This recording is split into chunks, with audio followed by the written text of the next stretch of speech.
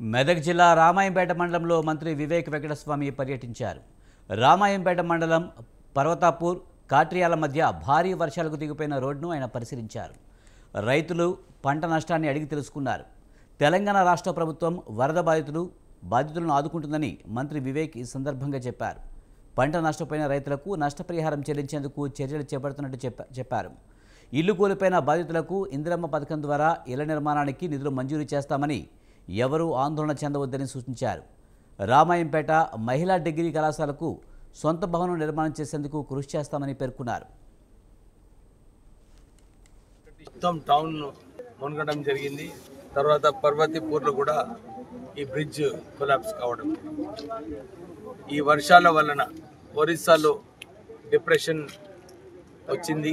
దాని వలన కామారెడ్డి, రామాయణపేట్, మెదక్ అన్ని ప్రాంతాలలో భారీ వర్షాల వలన బ్రిడ్జ్లు అన్నీ కూడా కూలిపోవడము, రోడ్స్ అన్నీ కూడా పాడు కావడము, ఇవన్నీ కూడా కావడం జరిగింది.